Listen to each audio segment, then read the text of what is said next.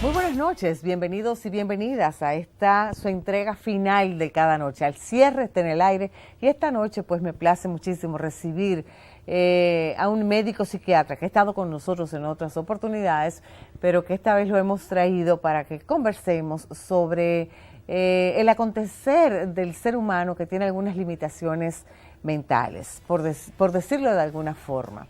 Esta noche hemos propuesto abordar el tema de cuáles factores de la vida cotidiana, cuáles funciones del ser humano son afectadas cuando tenemos la presencia de una persona con problemas de salud mental. Le doy las buenas noches al doctor José Parra, que está con nosotros, médico psiquiatra. Gracias por aceptar la invitación nueva vez. ¿Cómo se siente? Muy bien, buenas noches y gracias por invitarme una vez más. Gracias pues por acudir.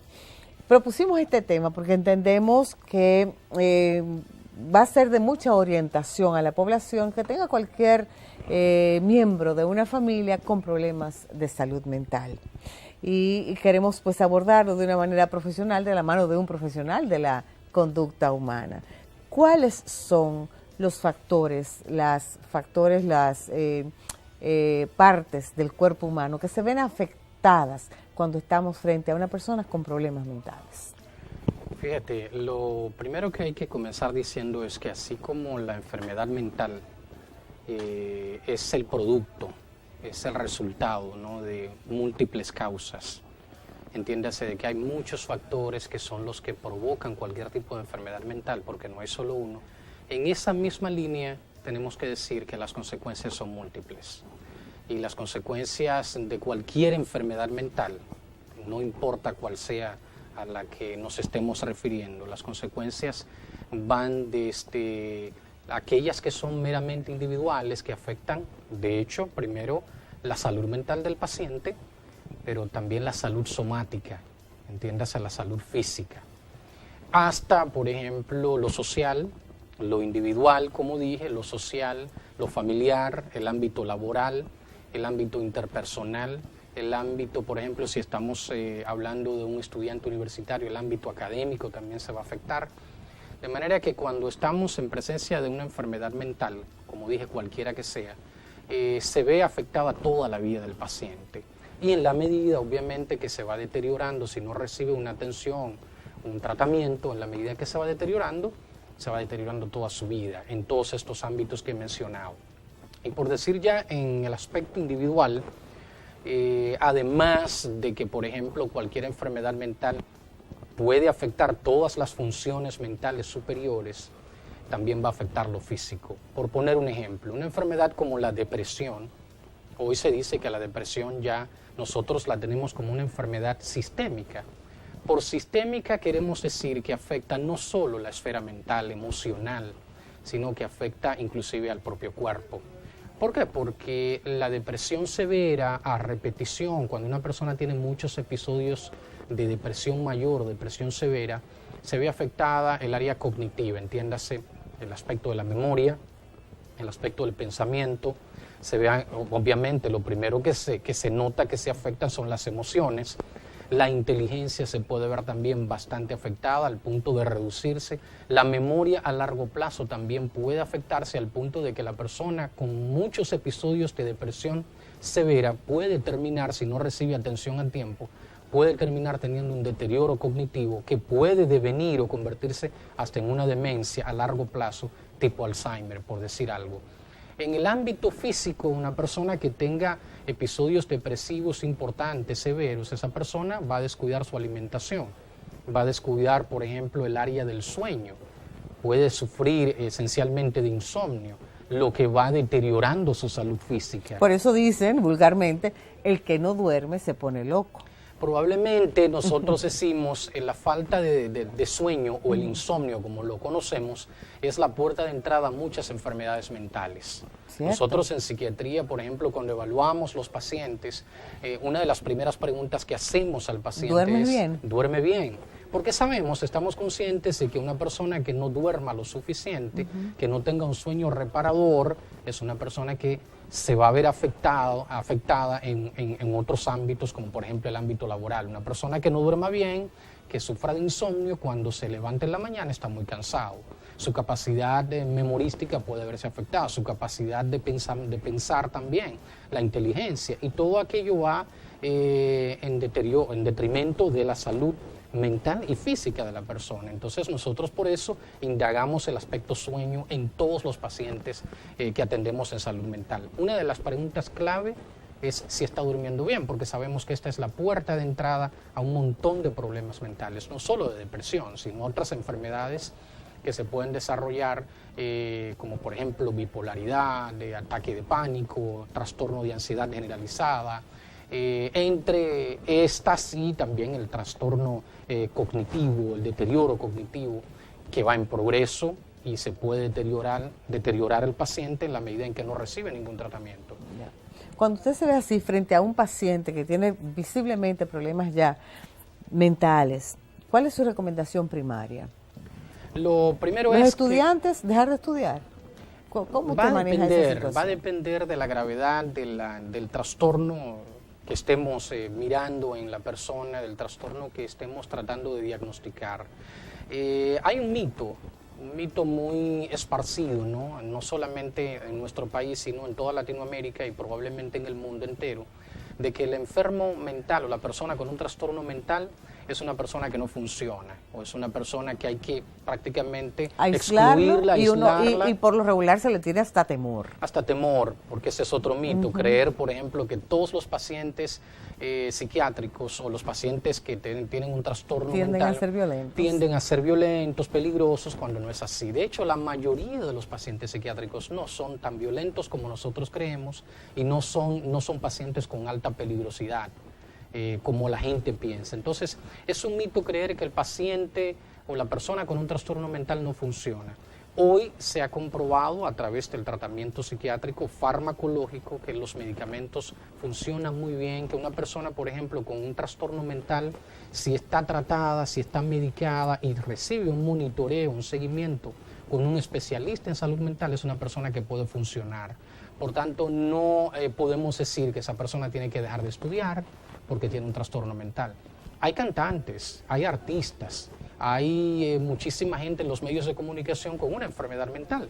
Funcionan, están medicados. Hay profesores universitarios, hay estudiantes en la universidad, hay profesionales en diversas áreas que tienen una enfermedad mental, un trastorno mental, están medicados, están tratados y hacen una vida funcional. De manera que hoy... Sin consecuencias, esos pacientes. Si están medicados y tratados, no hay por qué temer, porque es una persona que puede hacer una vida tan funcional como la que nosotros ¿Y por qué? Específicamente llevamos. En esos casos, ¿es una deficiencia de alguna sustancia específicamente la que tienen? Como dije, la enfermedad mental no es solamente de origen biológico. Obviamente la biología o la neurobioquímica cerebral tiene digamos, una cuota importante en la aparición de cualquier enfermedad. Y es fácil mental. de identificar también, ¿verdad que sí? Cuando tienen esa condición. Sí, cuando nosotros estamos ante enfermedades catastróficas, como por ejemplo la esquizofrenia, nosotros sabemos que hay un componente neurobiológico importante. También la bipolaridad, también en la depresión, en el ataque de pánico, que son de las enfermedades mentales que más se ha comprobado científicamente que tienen un componente neurobioquímico importante. Pero la biología no lo es todo. Como yo siempre he dicho, por ejemplo, en las aulas universitarias que imparto asignaturas relacionadas con la salud mental, psiquiatría, siempre abordo el tema de que la enfermedad mental, si bien tiene un componente neurobioquímico, no es menos cierto que hay muchísimos otros factores que tienen que confluir para que aparezca la enfermedad mental. Una persona puede tener una predisposición biológica o hasta, digamos, genética al alcoholismo, a la esquizofrenia, a la bipolaridad, a la depresión, pero no quiere decir necesariamente que por esta predisposición vaya a desarrollar la enfermedad, si no hay unos factores externos allí que gatillen, que detonen la enfermedad. O sea que no es solamente lo biológico lo que cuenta. Ciertamente, lo biológico nosotros lo tratamos con fármacos y en la medida en que nosotros estabilizamos la química cerebral, digamos la estructura biológica y química del cerebro, con los fármacos esa persona puede hacer una vida funcional. Una vida funcional, O sea, normal. Sí, normal, puede estudiar, puede trabajar, puede desarrollar cualquier actividad que otra persona desarrolla normalmente. El problema básico es creer que el enfermo mental ya está limitado, está impedido de llevar una vida funcional. Que es discapacitado. Que es un discapacitado. Y la ciencia se ha encargado de desmitificar eso porque los fármacos, por ejemplo, para tratar la esquizofrenia son fármacos muy efectivos, funcionan. Yo he tenido pacientes esquizofrénicos que son profesionales y hacen una vida funcional. ¿Y cuáles son aquellos que no pueden hacer la vida funcional? Ya cuando la enfermedad mental, que es una enfermedad crónica, va en avance y el camino de la enfermedad mental es hacia el deterioro, en la mayoría de los casos, ya estos pacientes que están bien deteriorados, sea porque no tienen buena adherencia a la medicación, al tratamiento, sea porque no reciben una atención, sea porque no reciben monitoreo, porque no tienen un soporte ni social ni familiar adecuado, estos pacientes tienden a deteriorarse mucho más rápido y obviamente esos pacientes serán aquellos que probablemente más se incapaciten, más problemas tengan para insertarse en la sociedad. De hecho, nosotros con la medicación hemos reducido, a nivel mundial se ha disminuido la cantidad de hospitalizados en centros psiquiátricos. ¿Por qué? Porque si podemos tratar a un paciente de manera ambulatoria, tenerlo medicado en la casa con un buen soporte familiar, una buena protección a través del tratamiento farmacológico, una buena adherencia al tratamiento, un buen cumplimiento y además un monitoreo constante, ese paciente no tiene por qué deteriorarse. ¿Hay hospitales o clínicas especializadas en tratar a esos pacientes aquí en el país y en nuestra región? En nuestro país el fenómeno que se está dando es que se está llevando la parte de salud mental a los hospitales generales. El mal llamado manicomio, como la gente lo conoce, el 28, eso desapareció. Sí, se está haciendo lo siguiente, se está llevando la atención. ¿Por qué desapareció? Desapareció por esto que estoy diciendo. Lo que se está tratando es de insertar el área de salud mental a los hospitales generales, como pasa por ejemplo aquí en el Cabral Ibáez, que el hospital es un hospital general de 4º nivel, el más alto nivel de atención. Allí están todas las especialidades y entonces la parte de salud mental está allí integrada al hospital general. Es la tendencia en la mayoría de los países del mundo. Instituciones privadas, aquí hay pocas en el área de salud mental especializadas solamente en esta parte de atender la salud mental. Aquí hay una institución en Licey, en Santiago, es una institución privada dedicada a la atención del paciente psiquiátrico. Eso es lo que tenemos a nivel privado, por ejemplo, acá en Santiago. En Santo Domingo hay algunas instituciones también privadas dedicadas a esto, pero a nivel público lo que se está haciendo es tratando de integrar la atención de salud mental a los hospitales generales para que vaya desapareciendo la idea de que estos pacientes tienen que estar en un lugar como si fueran presos, como si fueran presos. Exacto, y que tienen que estar aislados de los demás pacientes. Ciertamente tienen un espacio aparte, pero son pacientes igual como los demás pacientes. Un paciente con una enfermedad mental catastrófica como la esquizofrenia es tan paciente, es un enfermo más como lo es el hipertenso, como lo es el cardiópata, como lo es el diabético, porque las enfermedades mentales son enfermedades iguales que las enfermedades físicas. Ya. ¿Usted trabaja o atiende pacientes con Parkinson o con Alzheimer?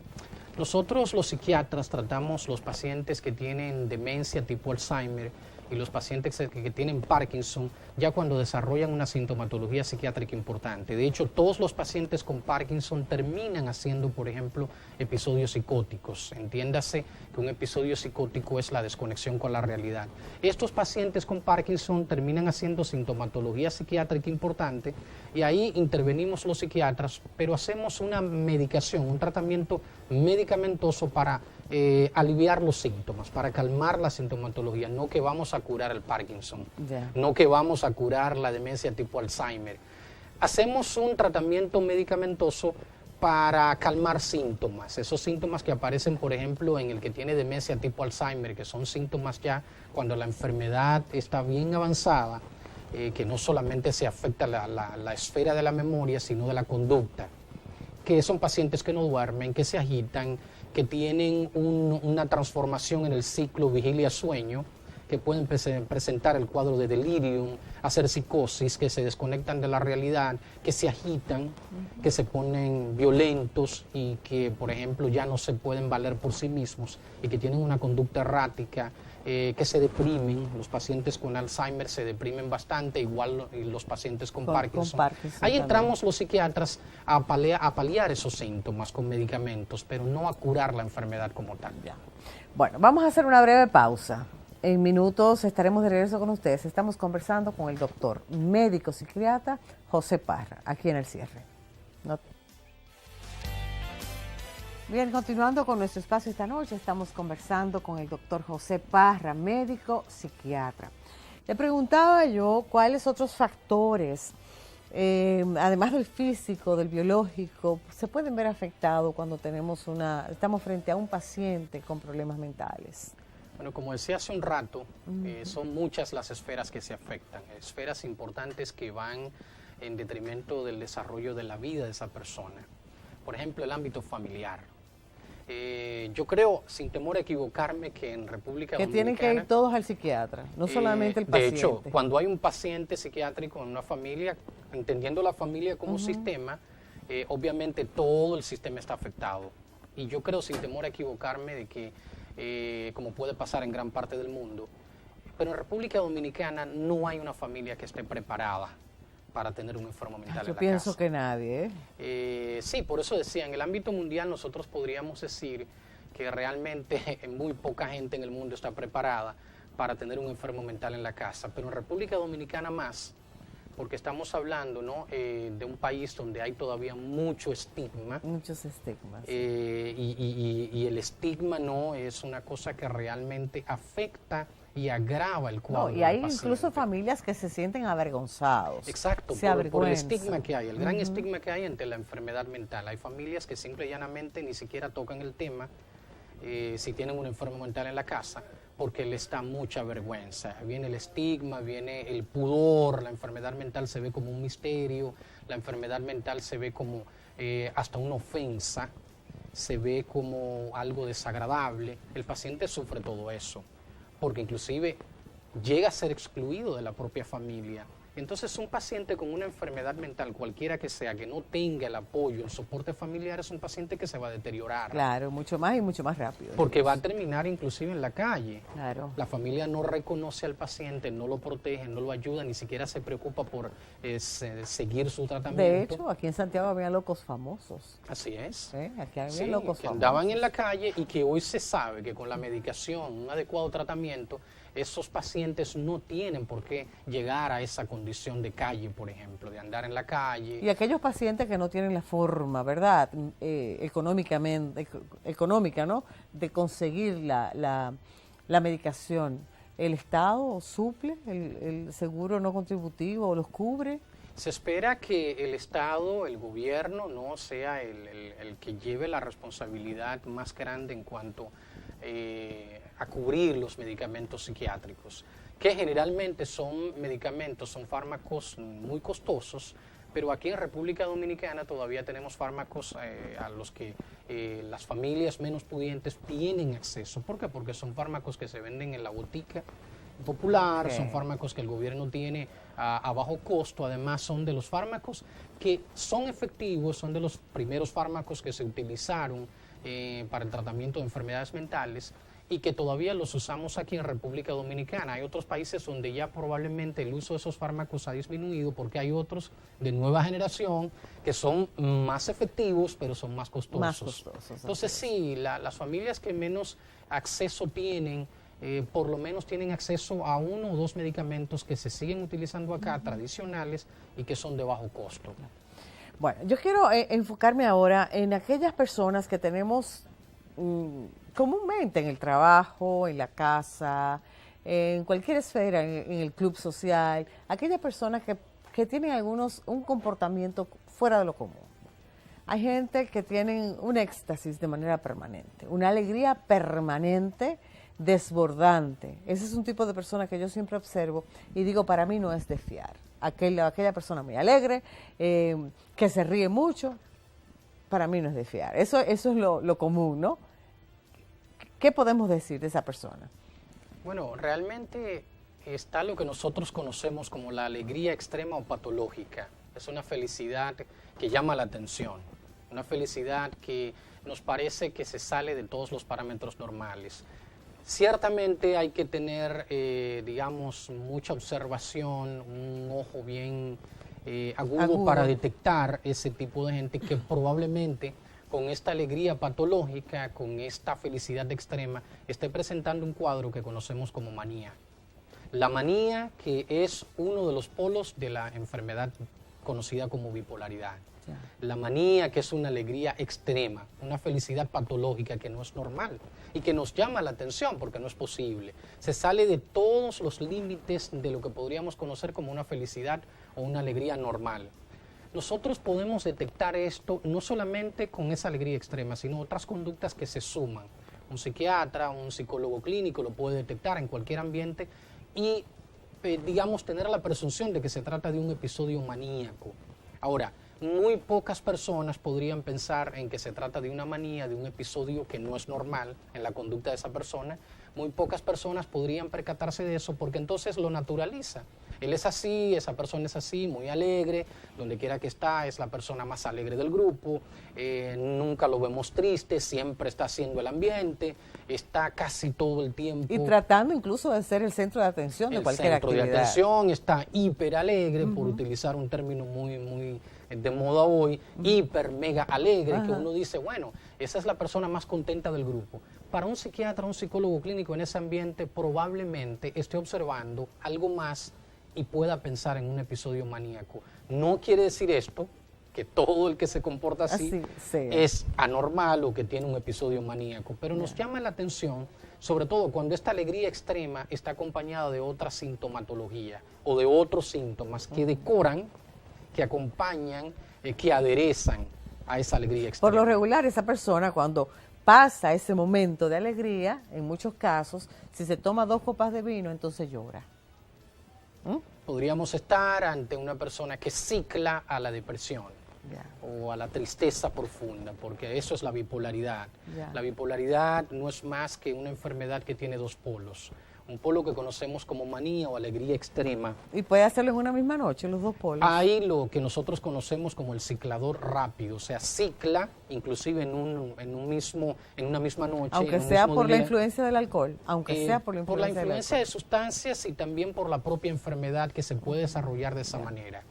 Claro, si tenemos, por ejemplo, ciertas sustancias que se suman a la enfermedad, pueden gatillar los síntomas, pero está lo que nosotros conocemos en psiquiatría como el bipolar ciclador rápido, que puede en una mañana, en una noche, en unas cuantas horas ciclar desde la alegría extrema a la depresión. Claro, no todos los bipolares van a presentar este ciclaje rápido, pero sí los hay. Otro caso común, el hombre violento. El hombre que cualquier cosa, está en un grupo de amigos y cualquier cosa desafía a otro a pelear. Es violento, levanta la voz y no acepta quizás ningún tipo de crítica. El hombre violento, en cualquier escenario. No me refiero exclusivamente al hombre que es violento con la mujer, ese es otro caso. Yo digo al hombre que es violento por naturaleza. Bueno, lo primero es que, fíjate... Incluso hay muchos de ellos que hablan por una pistola. Claro, sí, es muy común ver estos actos, ¿no? A veces por fenómenos muy simples, por situaciones que no son para nada complejas, pero que sí generan mucha agresividad en la gente. Lo primero que hay que decir es que la violencia no es natural, la violencia es aprendida. Lo que es natural es la agresión. El hombre es agresivo por naturaleza, el hombre es conflictivo por naturaleza y la agresión, la agresividad como también se conoce, es connatural al hombre porque le sirve también como mecanismo, instrumento de supervivencia. Hombre o mujer, ¿no? Hombre o mujer, no importa. No importa. Cuando hablo del hombre estoy hablando del ser humano. La conflictividad en el ser humano es natural. Los niveles de agresión o de agresividad en el ser humano, digamos que son naturales porque inclusive la agresividad es un instrumento de supervivencia. Ahora, lo que no es natural al hombre es la violencia. La violencia es aprendida, la violencia es cultural. Entonces, cuando estamos ante un hombre violento, podríamos estar ante un cuadro que puede tener varias aristas. Una de ellas, por ejemplo, este hombre puede ser muy impulsivo y la impulsividad se relaciona con un problema a nivel bioquímico, en la bioquímica cerebral. podríamos estar ante un trastorno de poco control de los impulsos, entiéndase, una persona muy impulsiva. O podríamos estar ante una persona que a través de su educación, de su formación, lo que ha recibido es violencia en su medio y ha aprendido a ser violento de esa forma, y por eso reacciona de esta manera con cualquier situación, por simple que sea, reacciona de manera violenta. Esto lo enseñamos en la cultura.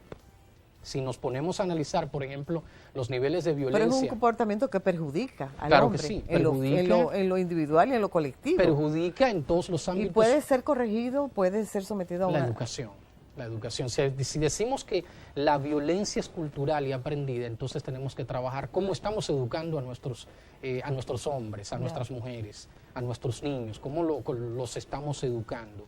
Ese es el punto. Pero una persona violenta, que tú dices, no, definitivamente esta persona está loca, esta persona tiene problemas mentales, hay que llevarlo a un psiquiatra, porque esa persona, donde quiera que está, hace un evento de violencia. Podríamos estar ante una persona que, como dije, sufre un trastorno conocido como trastorno en el control de los impulsos. Entonces ese sí tiene que ir al psiquiatra. Sí, yo creo que todo el que presenta dificultad para manejar sus emociones, para socializar, manejar las emociones, canalizar correctamente la salud mental, tiene que visitar a un especialista en salud mental. Todo, no importa que probablemente piense que no tenga ningún problema, probablemente piense que no tiene ninguna situación que amerita ir a un psiquiatra, pero toda aquella persona que se sienta con incapacidad de controlar sus emociones, de canalizar su salud mental adecuadamente, saludablemente, valga la redundancia, entonces tiene que visitar a un especialista. Simple y llanamente hay que decir eso. La mayoría de la población. Probablemente sea la mayoría de la población en nuestro país, pero hay que decir algo importante. No es cierto que nosotros podemos solos con nuestros problemas. Sí habrá problemas para los cuales somos autosuficientes, pero una gran cantidad de cosas en la vida siempre necesitaremos ayuda, necesitaremos de alguien que nos pueda brindar una ayuda que no conseguimos por nosotros mismos.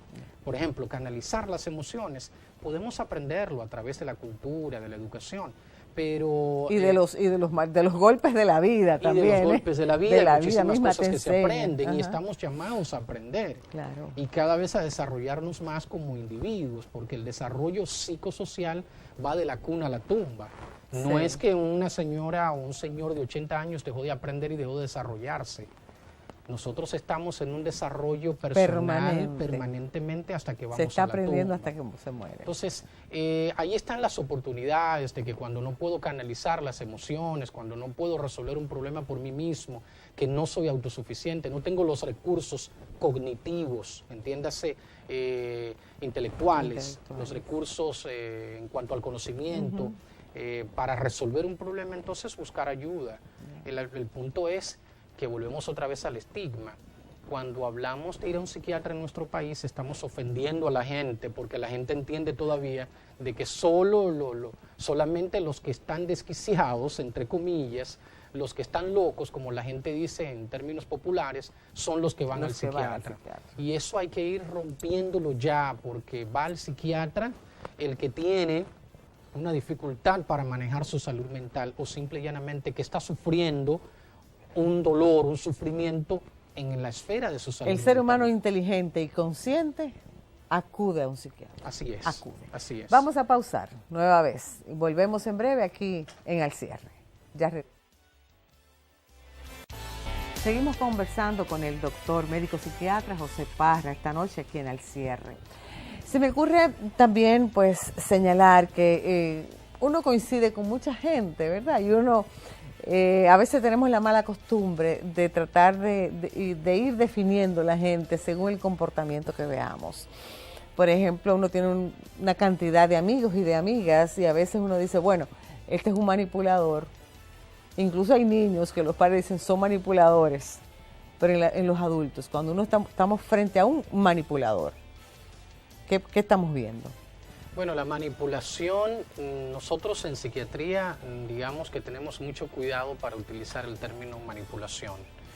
Por ejemplo, hay un mito muy esparcido, muy común, de creer que la persona que dice o que anuncia que se va a suicidar podría estar manipulando a los demás. Es un mito, porque la realidad es que sí. En más del 90% de los casos, la persona que se va a suicidar lo anuncia y lo dice, y si lo anuncia lo va a hacer. No está manipulando. De hecho, lo que se entiende realmente cuando una persona anuncia que se va a suicidar o dice que tiene una ideación suicida o deseos de matarse, esa persona lo que está haciendo es pidiendo ayuda. Más que manipular, está pidiendo ayuda. Entonces hay que entenderlo así, hay que darle esa lectura. Cuando una persona anuncia de que tiene deseos de quitarse la vida, de que ha pensado en suicidarse, de que tiene ya un plan estructurado para quitarse la vida, está pidiendo ayuda. Entonces no debemos tomarlo a la ligera y pensar que está manipulando, que quiere llamar la atención, porque no es cierto. Los individuos que lo han anunciado lo han intentado y lo han consumado en muchos casos. Por decir un ejemplo en términos de la manipulación. Pero sí, la manipulación la podemos encontrar en individuos, por ejemplo, que tienen un trastorno de la personalidad psicopático. El psicópata sí puede ser un manipulador, de hecho lo es. Una de las características principales del psicópata es la manipulación a través de la mitomanía, la mentira patológica. Y ciertamente el psicópata manipula bastante a su víctima, y sobre todo cuando quiere conseguir algo, cuando tiene un objetivo bien claro y quiere utilizar a la otra persona para conseguir su objetivo, puede manipular. ¿Y cómo manipula? Por ejemplo, con ciertas conductas que llaman la atención. Como por ejemplo, el psicópata tiende a ser con las mujeres muy galán, muy caballeroso, tiende a ser muy amable, muy gentil, muy cortés. Eso puede ser un signo de manipulación para conseguir algo. En el caso del psicópata, y digo un hombre porque es más común en los hombres, este trastorno de la personalidad psicopática. No es que no lo encontremos en las mujeres, también las hay, pero es más común en los hombres. Estos hombres llamados psicópatas, una de sus características es manipular a su víctima a través de la mentira, que es una de las características principales, ¿no? Distorsiona la información, puede presentarse como un manso corderito cuando quiere conseguir algo de su víctima, cuando quiere utilizar al otro como un objeto, porque así ve el psicópata a su víctima y a las demás personas, porque es un individuo que tiene una emocionalidad muy superficial o simplemente no se identifica con las emociones de los demás, manipula a los demás, maltrata a los demás y se aprovecha de ellos. Entonces aquí sí podemos hablar... Identifica a la persona, incluso el psicópata identifica su carnada. Así es. ¿A quién voy a Así es. ¿Por qué? Esa es una de las cosas que más desarrolla el psicópata, de las cualidades que más desarrolla el psicópata, ¿no? El arte de manipular, el arte inclusive de encantar para conseguir lo que quiere. Entonces, ojo, hay que tener también mucho cuidado. No estoy diciendo que todo hombre que tenga ese comportamiento es psicópata, pero el psicópata tiene esas características y probablemente pasen desapercibidas ante los ojos de la mayoría de la gente. Las enfermedades adictivas, alcohol, drogas, cigarrillo, incluso yo diría que hay gente que es adicta a los alimentos, al sexo, ¿verdad que sí? Hay adicciones. Sí, el tema de las adicciones aquí todavía, digamos, está pendiente. Sí. Está pendiente el tema de las adicciones. ¿Por qué? Porque en nuestro país, lamentablemente, no se le ha puesto mucha atención a este tema de la adicción. Hay mucha desinformación, hay muchos mitos sobre las adicciones. Las adicciones, hoy sabemos, son enfermedades crónicas y son enfermedades del cerebro. Por ejemplo, un adicto al alcohol no es adicto al alcohol porque simple y llanamente quiere ser adicto o porque no tiene fuerza de voluntad para dejar el alcohol. Hoy sabemos que la voluntad no es suficiente. Hoy sabemos que, por ejemplo, el adicto o la gran mayoría de adictos quieren dejar la sustancia, quieren liberarse de la sustancia, pero no pueden. ¿Por qué? Porque ya la voluntad pasó a ser algo de un segundo plano, de un tercer plano. No puede porque es una enfermedad del cerebro. Y cuando digo que es un tema pendiente es porque aquí todavía no sabemos o simplemente no hemos puesto mucha atención a cómo se desarrolla, cómo aparecen las adicciones y cuáles son los efectos de las adicciones. ¿Cómo aparecen y cómo se desarrollan? En primer orden, ¿tienen un componente genético, hereditario? En el alcoholismo, en el caso del alcoholismo, que es la sustancia con la cual más investigación científica se ha hecho en términos de genética. En el alcoholismo sí se sabe que hay un componente genético importante. Entiéndase que se ha descubierto que hay varios genes involucrados en la aparición del alcoholismo, pero la genética no es suficiente. Volvemos a decir que lo biológico meramente no determina que yo voy a desarrollar, por ejemplo, alcoholismo porque yo tuve un papá alcohólico. Las drogas, cocaína, maníaco dependiente, ¿tienen también un componente genético hereditario? En el caso de otras drogas, no se ha determinado de que haya un componente genético importante, pero sí la herencia cultural. Me explico, por ejemplo, un niño que crece en una familia donde hay varios consumidores, un niño que crece viendo que su papá es cocainómano, que consume cocaína, o la madre es alcohólica, o tiene varios hermanos y los hermanos también son alcohólicos, eso es lo que llamamos la herencia cultural. Ya. Entonces ahí sí se transmite. Ok, otra, el sexo. Las adicciones son de dos tipos. Tenemos adicciones a sustancias y adicciones conductuales. Entonces el sexo entra dentro del grupo de las adicciones conductuales, igual que por ejemplo la adicción al trabajo, la adicción al juego, es la que más se ha estudiado, por ejemplo el juego patológico, y es la adicción conductual que está registrada como el único trastorno que se conoce como adicción conductual, el juego patológico. Las demás, por ejemplo, la adicción al sexo, la adicción al trabajo, la adicción a la comida, sabemos que existen de facto, pero no están registradas todavía como patologías en los manuales que utilizamos los psiquiatras para diagnosticar, porque todavía no hay suficiente investigación científica que avale, por ejemplo, la consideración de la adicción al sexo como una patología para meterla en los manuales diagnósticos. Sí sabemos que existe en la realidad y sabemos que hay adictos al sexo, sí, adictos a la comida, adictos al trabajo, adictos a los juegos, adictos, por ejemplo, hoy al internet, a los sí, medios. A los medios, a las redes sociales, a los instrumentos digitales, a los nuevos instrumentos electrónicos. Sabemos que han generado nuevas patologías que están relacionadas con adicciones, por ejemplo, adicción al juego a través del internet, adicción al propio internet. Pero todavía nosotros no tenemos investigación científica suficiente como para que sean estas adicciones ya integradas como patologías en los manuales. Sí, el juego patológico. Bueno, señores, hemos llegado a la parte final de esta noche aquí en el cierre. Doctora, agradecida de que usted pues haya acudido a nuestro llamado y hayamos conversado de este tema pues tan importante y que nada, nos lleva orientación a la población. Comprometerlo a que nueva vez acepte una invitación, dentro de un tiempecito lo vamos a dejar descansar de nuevo, pero usted tiene compromiso de retornar aquí a estos estudios a hablar de estos temas que siempre son tan importantes y le voy a dar la oportunidad de que usted lo ponga el tema. ¿De acuerdo? Está bien, así será. Agradecido otra vez de estar aquí y bueno, siempre que sea para, como decías, educar a la población en un tema tan importante como la salud mental, que es simple y llanamente una parte integral de la salud general y no puede descuidarse. De hecho, sin salud mental, el resto de la salud no funciona. Ya. Bueno, gracias, doctor. Hemos conversado con el doctor José Parra, médico psiquiatra, esta noche aquí en el cierre.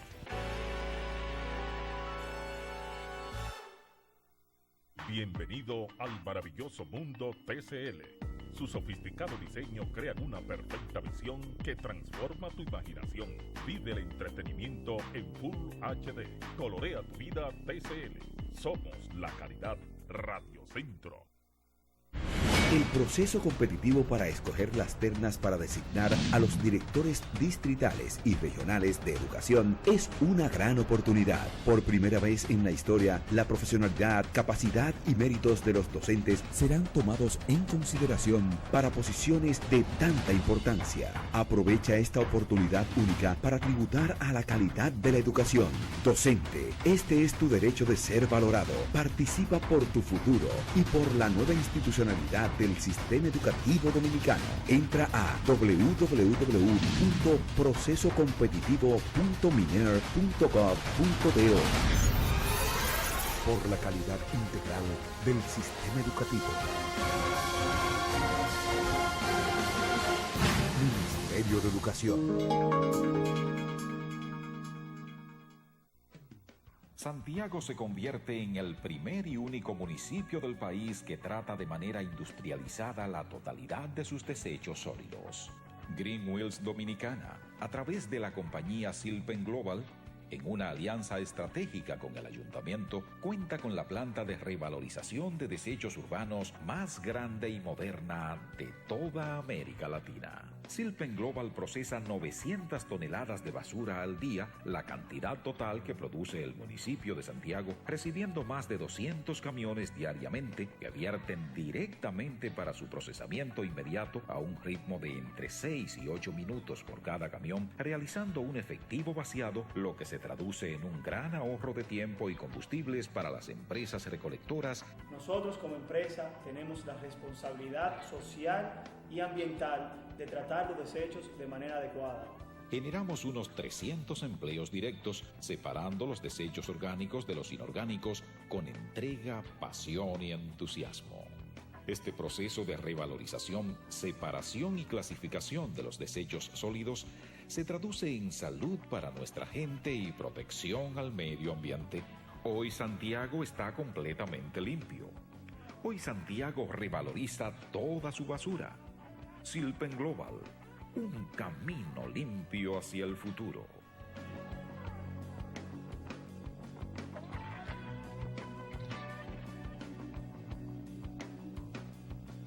Elige lo mejor para ti. Focus, un calzado elegante y de calidad. Pisadas del mundo. Y Lucas Cavalli, la elegancia en toda ocasión. Siempre a la vanguardia, con diseños exclusivos. Es la elegancia en cada ocasión. A la hora de elegir un calzado, busca la calidad. Busca Focus y Lucas Cavalli en las mejores tiendas del país. Distribuidos por Sideric SRL. ¿Y quién va a lavar? Oh, Daewoo, con su nuevo sistema Wind Dry que te deja la ropa casi seca. Tecnología con pulsador de potencia y capacidad extrema. Daewoo, lo mejor de lo mejor. Somos la calidad. Radio Centro.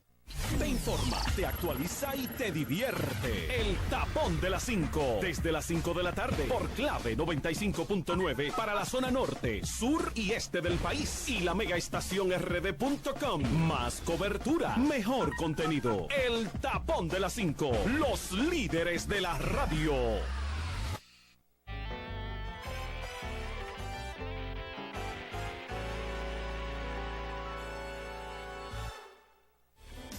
Bien, de vuelta con ustedes y en el cierre esta noche tenemos al doctor Samuel Ramos, cardiólogo, y está con nosotros y vamos a hablar del corazón, las bondades del corazón y los cuidados que hay que tener con el corazón también, ¿verdad? Sí. Muy buenas noches. Samuel, a veces nos olvidamos de ese tan importante órgano. Es el único que tenemos uno. Sí, lo que pasa es que la juventud no se acostumbra a que no hay ningún problema, Sí, hasta no es entrados el los único. 30 años, y entonces cuando nos encontramos de un momento a otro, los cambios se van dando muy gradualmente, no nos damos cuenta, y cuando hay un susto, ahí es que la gente dice, oh, pero ¿y qué me pasó? Sí, eso lamentablemente, yo siempre le explico a mis pacientes que en el cuidado del corazón tenemos 3 etapas. Una, que es cuando las cosas vienen de manera natural, tú te levantas todos los días y siempre estás sano, eso es desde la niñez hasta probablemente 30, 35 años, cuando nada, la gente come, se trasnocha, hace un montón de desarreglos y todos los días se levanta bien. Porque es la costumbre. Como sale el sol, así mismo tiene la salud. Sí. Segura. Ahora, a partir de los 30, 35 años, la persona comienza a hacer conciencia de que tiene que cuidarse. Entonces ahí ya comienza a tener cierta... Pero un momento, si llegan las libritas de más... No, si porque, llega algo- porque pero coincide, si no, ni así... coincide en que la persona se casa, Sí. se estabiliza, las actividades físicas que hacía mucho disminuyen, Los trasnoches disminuyen. ya no va a jugar baloncesto, ahora ve el juego en la Ciertamente, casa. cierto. Entonces, de los 30 a 35 años hasta los 45 o 50, la gente se comienza a cuidar para tratar de mantener la salud, pero de los 45 a 50 en adelante es entonces a cuidarse porque hay que recuperar la salud. Porque es obligatorio. Porque hay que y recuperar yo soy de la lo que salud. digo que la salud de los 40 se cuida a los 20. No, desde antes. Sí. La tendencia que hay y las recomendaciones que hay actualmente es que la persona, desde la infancia, la madre misma, de hecho, desde el embarazo, la mujer comience a cuidarse con la finalidad de tener un niño sano, que será un adolescente sano, será un joven sano y será un adulto sano. O sea, desde temprano. Mientras más temprano, mejor comenzar a cuidarse el corazón. Porque a veces cuando nos damos cuenta ya es tarde. No demasiado tarde porque estamos vivos, pero ya es tarde. Como está llegando la diabetes en la juventud por la obesidad, como está llegando la hipertensión, como está llegando los problemas de colesterol, como están llegando los infartos y la muerte a temprana edad. ¿Hay alguna condición que tenga que tener el individuo para sufrir? El corazón, yo sé que hay dos etapas, así en mi juicio desde lejos, ¿verdad? Que es su funcionamiento y el corazón mismo, o sea, la parte orgánica. Porque hay gente que dice, tengo el corazón grande, ¿verdad? Hay otros que dicen, tengo problemas y hay que poner un marcapaso. O sea, ¿hay alguna forma de digamos, identificar cuando un paciente tiene una u otra condición? Sí, eso a temprana edad, me refiero. Es sencillo. Mire, lo primero es que se supone que un niño siempre va a sus chequeos regulares con el pediatra. Sí. Aquí estamos hablando de una enfermedad estructural, porque probablemente las enfermedades funcionales, que es la aterosclerosis, que es lo que tapa las arterias, es de adultos, infarto, eso no se sabe hasta que la enfermedad está muy avanzada.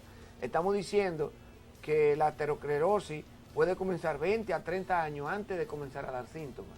O sea, la acumulación de grasa en las arterias coronarias puede durar 10, 15, 20 años, hasta 30 años, antes de que tengamos evidencia de que hay un problema, que es lo funcional. Pero eso no se chequea a menos que haya un evento. Bueno, si cada vez que tú vas a mi oficina tiene el colesterol alto, yo no tengo que esperar que te dé el infarto para saber que tus arterias se están tapando de colesterol. Claro, si tú me llegas con dolor de pecho o me llegas que te estás sofocando, que tú vives en un tercer piso y antes subía corrido y ahora tienes que detenerte en el camino porque no puedes subir, entonces algo anda mal y entonces ahí nosotros hacemos investigaciones más profundas. Pero normalmente la enfermedad aterosclerótica, que es lo que tapa las arterias, la placa de colesterol que obstruye las arterias, no nos damos cuenta hasta que está muy avanzada. Entonces ahí es que está el problema de lo funcional. Lo estructural, que es a lo que te refieres, es cuando tenemos alguna afección de una válvula o cuando el corazón, cuando se le dio infarto y el corazón se deteriora, se pone grande. La hipertensión suele también dañar el corazón. En los niños hay anormalías congénitas, que ya se nació con eso, puede ser que se manifieste desde la infancia o que se manifieste un poquito más tarde, pero ya el corazón como órgano está lesionado, que es la diferencia de cuando tengo un daño del corazón como estructura o cuando el corazón comienza a funcionar inadecuadamente, que suele, si es tarde, suele deberse más a las enfermedades propias. Cuando los pediatras le dicen a una madre, el niño tiene un pequeño soplo. Bien, el soplo no es más que el sonido que se provoca al pasar la sangre por una válvula de manera inadecuada. Nosotros tenemos, el corazón está dividido en 4, básicamente, el lado izquierdo, el lado derecho, y cada lado tiene una división de atrio y ventrículo. Entonces, entre el atrio y el ventrículo igual hay una válvula, que es la llegada de la sangre del atrio. En el caso del atrio derecho, es la sangre que viene de todo el cuerpo a través de las venas cavas, pasa por la válvula tricúspide al ventrículo. Del ventrículo se comprime el ventrículo, se contrae y pasa entonces a los pulmones a través de la válvula pulmonar. Entonces ya tengo la primera válvula, la tricúspide, la segunda, la pulmonar. Cuando la sangre se filtra en los pulmones, se oxigena, luego llega por las venas pulmonares, llega al atrio izquierdo. Entonces en el atrio izquierdo hay, entre el atrio izquierdo y el ventrículo izquierdo, otra válvula que se llama la tricúspide, la mitral. De la mitral pasa al ventrículo izquierdo. Cuando se contrae el ventrículo izquierdo, sale del ventrículo izquierdo por la válvula aórtica, que es la que va a llevar la sangre a la aorta y de ahí a todo el cuerpo. Cualquier disfunción, sea por estrechez o porque la válvula está incompetente, o sea, la válvula está insuficiente, no se cierra adecuadamente, provoca un ruido que no es el adecuado. y eso se llama soplo. identifica como Pero soplo. se corrige con los años. No, hay soplos en los niños, la mayoría son funcionales en los niños pequeños. No, le dicen los pediatras, es un soplo inocente. Regularmente se le manda a hacer un ecocardiograma para asegurarse de que ese soplo es un soplo que no va a tener ninguna repercusión y con los años se corrige. Bien, si cuando le hacen el eco encuentran que hay una anomalía estructural, entonces ya habría que corregirlo o esperar que el niño crezca más para poder hacer la corrección del lugar. Muy bien, doctor, la hipertensión es un tema que preocupa a muchos dominicanos, lógicamente, es una de las enfermedades que, al igual que la diabetes, pues padecemos más en República Dominicana. Pero a mí me llamó mucho la atención que hace unos meses me enteré de que la Sociedad de Cardiología bajó el nivel, o acá en el país se adaptó a algún estudio internacional, para que el nivel de lo que llamamos la presión. Me tomaron la presión. Antes era de un tanto a un porcentaje más alto y ahora es más bajo, lo que haría que prácticamente todos tengamos hipertensión. ¿Por qué fue eso? Bueno, mira, ese es uno de los temas de mayor discusión en el ambiente académico, en la cardiología contemporánea. Eso es una nueva guía de la Asociación Americana del Corazón y del Colegio Americano de Cardiólogos, donde comienza a tipificar la hipertensión a partir de 130-85. 130-85. Antes era eso es 140-90. Eso es 14-9, 13-8.5. Entonces, ¿qué sucede con eso? Sucede que cuando tú bajaste 10 milímetros de mercurio a la presión, editoriales de todos los medios de comunicación que se relacionan con salud notificaron que solo en Estados Unidos amanecieron más de 100 millones de personas hipertensos. Solamente porque antes tú no eras hipertenso si tenías 130-85. Exactamente. Ya desde ese momento eres hipertenso. Ya lo eres. Entonces, eso es una... Pero me imagino que también toman en consideración el rango de edad. No. ¿No importa la edad? No, porque la hipertensión no tiene que ver con la edad. No. Porque tengo entendido que a más joven la presión es más bajita, ¿no? No. Y más adulto la presión en los es más... niños sí, pero en los adultos no. Entonces habría hipertenso desde los 18 años. Sí, porque realmente la medición de todos esos estudios se hacen en adultos. Pero ¿qué es lo que sucede? Cuando se va a decidir una cifra, se hace en base a resultados de investigaciones. Claro. No es que tú no eras hipertenso ayer y ya hoy es. Lo que ellos están diciendo, óyeme, como una forma de proteger la población, nosotros tenemos que comenzar a tomar conducta más temprano. Que eso era lo que se llamaba antes prehipertensión.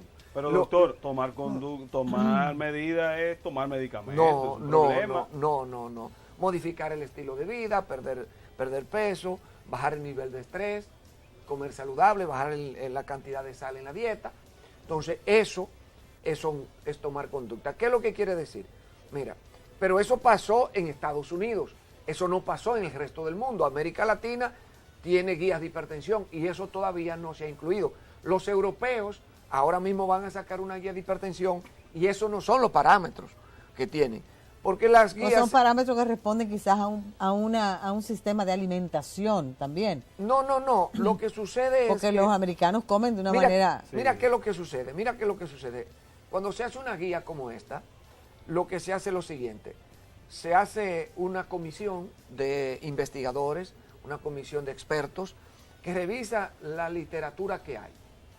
A ver qué dice. Si tú tienes 120-80 y toman estudios de gente en 120-80 o 12-8 de presión y toman gente que tiene 130-85, entonces ven en el tiempo qué pasó con esa gente.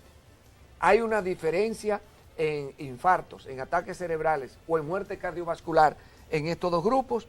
Si hay una diferencia, entonces nosotros tenemos que tener conducta diferente. Y nos adecuamos al nuevo sistema.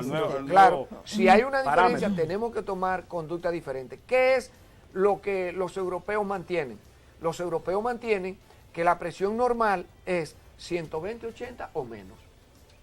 pero entre 120, 80 y 140, 90 hay un rango de personas que están en riesgo, pero no sufren de la presión todavía. Yeah. Es un asunto de terminología, porque ya para los gringos ese grupo ya está en peligro. Es hipertenso. Sí. Entonces los europeos dicen, no, ese grupo no es hipertenso. Yo tengo que tener cuidado con eso, porque si bien es cierto que no es hipertenso, también me dice la evidencia que a esa gente tiene más peligro que el que tiene la presión normal. Y según su experiencia, ¿a cuál usted se adaptaría más? ¿Al orden estadounidense o al orden europeo? Bueno, yo me gusta ir la clasificación europea. Okay. Me gusta la clasificación europea. De todas maneras, el que yo te diga a ti que eres hipertenso o que no eres hipertenso, lo que va a importar es la conducta que vamos a tomar. Okay. Lo que tú tienes que hacer a partir de lo que yo te diga. ¿Y aquí en el país, cómo hablan las estadísticas? Bueno, el estudio más confiable que tenemos al momento habla de que tenemos 35% de adultos mayores de 18 años sufriendo de la presión alta. Eso es un número grande. Estamos hablando altísimo. De más de uno de cada tres. ¿A qué responde eso? ¿A estrés, alimentación? Los factores de riesgo para sufrir de la hipertensión son básicamente la diabetes, la obesidad, el estrés, la alimentación no saludable, sobre todo la que es rica en sal, que es el elemento de la dieta que sube la presión, y en los factores psicosociales también tienen que ver, y por supuesto la herencia no escapa, por supuesto también la edad. A mayor edad más riesgo de sufrir de la presión, eso está claro. Se dice que de la presión, y eso no es un número dominicano, hay un número que nosotros manejamos para explicarle a los pacientes de una manera sencilla. A los 50 años probablemente la mitad de la persona ya sufre de la presión.